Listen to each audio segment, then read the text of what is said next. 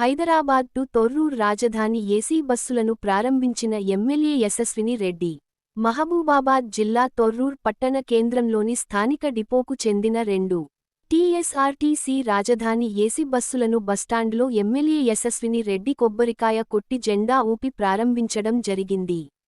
ఈ సందర్భంగా ఎమ్మెల్యే యశస్విని రెడ్డి మాట్లాడుతూ స్థానిక ఆర్టీసీ డిపోకు 2 రాజధాని ఏసీ బస్సులను ప్రభుత్వం మంజూరు చేయడం ఆనందదాయకమని తెలుపుతూ, తొర్రూర్ నుండి హైదరాబాద్కు ఏసీలో ప్రయాణం చేయడానికి ఈ బస్సు సౌకర్యం ఎంతగానో ఉపయోగపడుతుందని, ప్రభుత్వం ఎన్నికల ముందు ఇచ్చినటువంటి హామీలను నెరవేరుస్తూ వస్తుందని, ముఖ్యంగా మహిళలకు ఉచిత బస్సు సౌకర్యం కల్పించడంతో మహిళలు ఆనందాన్ని వ్యక్తం చేస్తున్నారని పేర్కొంటూ, ప్రజా సంక్షేమం కోసం కృషి చేస్తున్న ఏకైక ప్రభుత్వం కేవలం కాంగ్రెస్ పార్టీ అని, ఈ బస్సు సౌకర్యాన్ని స్థానికులు సద్వినియోగం చేసుకోవాలని అన్నారు.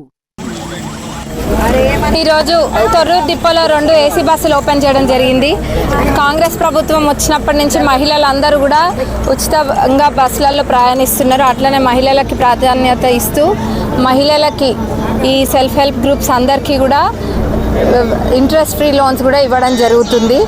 దీంతో పాటు అనేకమైనవి అన్నీ కూడా మహిళలకు ఇస్తున్నారు. మహిళలని కోటీశ్వర్లను చేయాలి, లక్షాధికారులను చేయాలన్న ఆలోచనతోటి కాంగ్రెస్ ప్రభుత్వం ఉంది.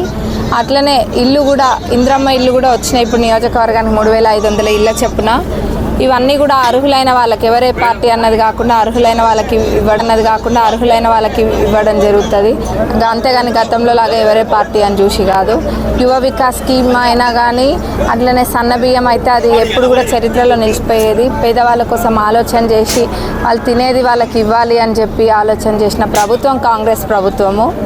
చెప్పిన దానికన్నా ఎక్కువనే చేస్తుంది కాంగ్రెస్ ప్రభుత్వం ఏదైనా కానీ. మన తొర్రూర్ టౌన్లో కూడా మినీ ట్యాంక్ బండ్ పనులు 8-9 ఏళ్ల నుంచి కూడా ఏం లేవు. అక్కడికి వెళ్ళి ఇప్పుడు చూడండి, ఒకసారి మీకే తెలుస్తుంది. చిన్నగా ఇంత ఏదో చిన్న పిల్లర్లు వేసి పెట్టినారు. మరి అది 8 ఇయర్స్ నుంచి కూడా ఆ పనిని పట్టించుకున్న నాదుడే లేడు. ఇప్పుడు నాకు టీయూఎఫ్ఐడిసి ఫండ్ 5 కోట్లు వస్తే 5 కోట్లు కూడా దానికే పెట్టడం జరిగింది తొర్రూర్ మినీ ట్యాంక్ బండ్కి. దాంతో పాటుగా ఆ బ్రిడ్జ్ ఏదైతే ఉందో ఆ కాంట్రాక్టర్ చేతులెత్తేసి వెళ్ళిపోయిండు.